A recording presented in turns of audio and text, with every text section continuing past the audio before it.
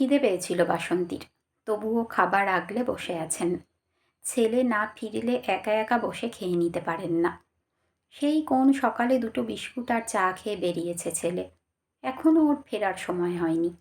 এর মধ্যে কিছু খেয়েছে নাকি উপোস করে বসে আছে সেটাও তো জানেন না। অফিস থাকলে তো লাঞ্চ বক্স নিয়েই যায়, বাসন্তীও খেয়ে নেন নিজের মতো করে। কিন্তু আজ ছুটি, ছেলে বেরিয়েছে অন্য কাজে। কদিন থেকে খুব ছুটোছুটি করছে বাবু, একটা ফ্ল্যাট বুক করছে, সেই নিয়েই ব্যস্ত। সাথীর বাড়ি থেকে বিয়ের জন্য তাড়া দিচ্ছে। বিয়ের আগে তাই সব কিছু গুছিয়ে নিচ্ছে, যাতে বউয়ের কোনো কষ্ট না হয়। মনে মনে হাসেন বাসন্তী। আজকালকার ছেলে মেয়েরা কেমন গুছিয়ে সংসার করে, সব কিছু আগে থেকে প্ল্যান করে তবেই এগোয়। অথচ পরমেশ যখন বাসন্তীকে নিয়ে এলেন, বাড়িতে একটা আলাদা ঘর পর্যন্ত ছিল না নতুন বউয়ের জন্য। ভাড়া বাড়িতে আলাদা ঘরের আশা করাটাও তো ভুল। পরিবারে অনেকগুলো মানুষ ছিল, শ্বশুর শাশুড়ি ননদ দেওর, দুটো মাত্র ঘর। তারই এক কোণে কোনো মতে আব্রু রেখে স্বামী স্ত্রীর সংসার। মানিয়েও নিয়েছিলেন বেশ, অসুবিধা থাকলেও সেটা তেমন গায়ে লাগতো না। আজকালকার মেয়েরা এসব ভাবতেও পারবে না হয়তো। ফ্ল্যাট বুক করা হবে শোনার পর থেকে এটা সেটা বায়না করেই চলেছে সাথী। মডিউলার কিচেন চাই, দক্ষিণ খোলা ব্যালকনি চাই, ব্যালকনিতে দোলনা চাই। বাবুও কম নয়, বউয়ের প্রতিটা আবদার পূরণ করার জন্য সব রকম চেষ্টা করছে। লম্বা শ্বাস ফেললেন বাসন্তী। নিঃশ্বাসে দুঃখ নয়, তৃপ্তির ছোঁয়া। ছেলেকে মানুষ করতে তার কোনো ভুল হয়নি। স্ত্রীর ইচ্ছা অনিচ্ছার সঠিক মর্যাদা দেওয়া উপযুক্ত স্বামী হিসেবে পুরুষের দায়িত্ব। সেদিক দিয়ে ছেলে অনায়াসে পাশ করে বেরিয়ে গেছে। টিভি চলছে সামনে। সোফায় বসে আনমনে সেদিকে তাকিয়েছিলেন বাসন্তী। বসে থাকতে থাকতে কখন ঝিমুনি এসে গেছিল। চটকা ভাঙল ডোরবেলের কর্কশ আওয়াজে। এই এলো বোধহয় ছেলে। উঠে গিয়ে দরজা খুললেন। বাসব ঘর্মাক্ত ক্লান্ত মুখে দাঁড়িয়ে আছে, মুখটা গম্ভীর। দরজা খুলে দিতে নিঃশব্দে ঘরে ঢুকল। বাসন্তী অবাক হচ্ছিলেন। ছেলের চেহারায় মেঘ নেমে এসেছে কেন? সকালে বেরিয়ে যাওয়ার সময়েও তো ঝলমলে মুখে বেরোলো। আজ ফ্ল্যাট বুক করার ব্যাপারে পাকাপাকি কথা হবে বলে বেশ খুশি ছিল। কি হলো তবে? কৌতূহল চেপে রাখতে না পেরে বলেই ফেললেন, কি হয়েছে রে বাবু? খেতে দাও, খুব খিদে পেয়েছে, চেঞ্জ করে আসছি। গম্ভীর মুখে বাথরুমে ঢুকল বাসব। কিছুক্ষণ দাঁড়িয়ে থেকে রান্নাঘরে গেলেন বাসন্তী। খাবার গরম করবেন। কিছু একটা হয়েছে, বাবু চেপে যাচ্ছে কেন? খাবার টেবিলে এসে বসেছে বাসব। ভাড়ার এই ঘরটা বড্ড ছোট, আসবাবপত্র রাখার জায়গাই নেই। চারপাশ ঘিঞ্জি হয়ে আছে।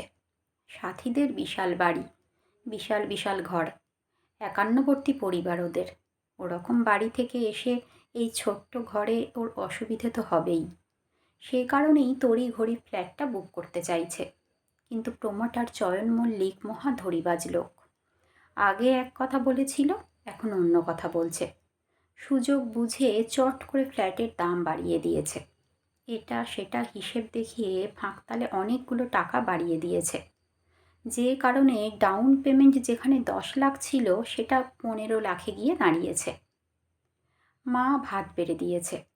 ডাল দিয়ে ভাত মাখতে মাখতে বাসব বুঝল খিদেটা মরে গেছে, খেতে ইচ্ছা করছে না। বাসন্তী গোগ্রাসে খাচ্ছিলেন। খেয়াল করলেন ছেলে খাচ্ছে না। থমকে গিয়ে বললেন, খেতে পারছিস না কেন? কি হয়েছে তোর? তখন থেকে দেখছি কিছু একটা ভেবেই চলেছিস। বাসব একটু চুপ করে রইল। তারপর থালায় আঁকিবুকি কাটতে কাটতে বলল, একটা মুশকিল হয়ে গেছে মা। কি হয়েছে? বাসন্তীর চোখে আশঙ্কার ছায়া। বাসব বলল, ফ্ল্যাট বুক করতে 15 লাখ টাকা আগে জমা করতে হবে। 10 লাখ আছে, আরও 5 লাখ কোথা থেকে জোগাড় করব?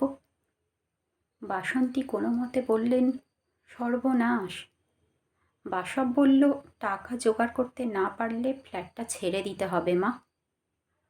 বাসন্তী কি বলবেন বুঝতে পারছিলেন না। এত উৎসাহ নিয়ে ফ্ল্যাটটা বুক করছিল ছেলে, এখন ওটা ছেড়ে দিতে হবে? ছেলের চুপসে যাওয়া মুখটার দিকে তাকিয়ে তার বুকটা মুচড়ে উঠল।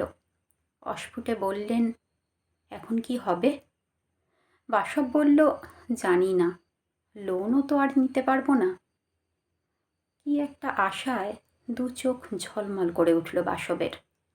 গভীর আগ্রহ নিয়ে মায়ের দিকে তাকালো সে। বলল, তোমার কিছু গয়না আছে না মা? বাসন্তী থমকে যান। গয়না কিছুই নেই, সব মেয়ের বিয়ের সময় কাজে লাগিয়ে দিয়েছেন। পরমেশের ক্ষমতা কম ছিল, মেয়েকে গয়নায় সাজিয়ে দেওয়ার সামর্থ্য তার ছিল না। মাকে চুপ দেখে বাসব অধৈর্য গলায় বলল, কি হলো মা, কি ভাবছো? গয়নাগুলো বিক্রি করব না তো, শুধু বন্ধক রেখে লোন নেব। বাসন্তী বললেন, আমার কাছে কিছু নেই রে, সব তো তোর দিদির বিয়েতে দিয়ে দিলাম। কিছু নেই তোমার কাছে? বাসব থমকে যায়। দু চোখে গভীর হতাশা। বাসন্তী চুপ করে থাকেন। ছেলের চোখে চোখ মেলাতে পারেন না। বাড়া ভাতে ছাই পড়লে ক্ষুধার্ত মানুষ যতটা ক্ষিপ্ত হতে পারে, ঠিক ততটাই ক্ষিপ্ত হয়ে উঠেছে বাসব। বলে উঠল, সব দিদিকে দিয়ে দিলে? কেন, আমি তোমার কেউ নই? বাসন্তী জবাব দিতে পারেন না। কতটা নিরুপায় হয়ে সে সম্বলটুকু ছেড়ে দিতে হয়েছে সেটা ছেলেকে কি করে বোঝাবেন। চুপ করে আছো কেন এখন? কিছু বলতে পারছো না? এবারে কোথা থেকে 5 লাখ টাকা জোগাড় করব আমি? বাসব চেঁচাচ্ছে। বাসন্তী অসহায় চোখে তাকিয়ে আছেন ছেলের দিকে। মায়ের অসহায়তা অবশ্য ছেলে বুঝল না। ফ্ল্যাটটা হারানোর ভয়ে তার মাথা কাজ করছে না। সে বলে বসল, মনে হচ্ছে তুমি কখনো আমার কথা ভাবোইনি। যদি ভাবতে তাহলে সব কিছু দিদিকে দিয়ে দিতে পারতে না। বাসন্তী কথা বলতে পারলেন না। বাসব উঠে গেছে ততক্ষণে। আধ খাওয়া ভাতের থালা পড়ে রইল। দুজনের কারোরই খিদের কথা আর মনে নেই। বাসন্তী হতভম্ব হয়েছিলেন। সম্পর্ক মাঝে মাঝে এমন মাধুর্য হারিয়ে ফেলে কি করে? সম্পর্কের সমীকরণে অবিশ্বাস আর সন্দেহের বশতেই হয়তো শেষ করে ফেলে সব কিছু। নাকি বিয়ের আগেই পর হতে চলল ছেলে? বিকেলের দিকে বেরিয়েছিল বাসব। ফিরল একটু রাত হতে। বাসন্তী অপেক্ষা করছিলেন। সমস্ত দ্বিধা সরিয়ে জিনিসটা বের করে নিয়ে এসেছিলেন। ছেলে ফিরতে ছেলের কাছে গেলেন। বললেন, বাবু দেখ তো, এটা তোর কাজে লাগে নাকি? বাসব চমকে তাকালো। মায়ের হাতে ছোট্ট একটা কাঠের বাক্স।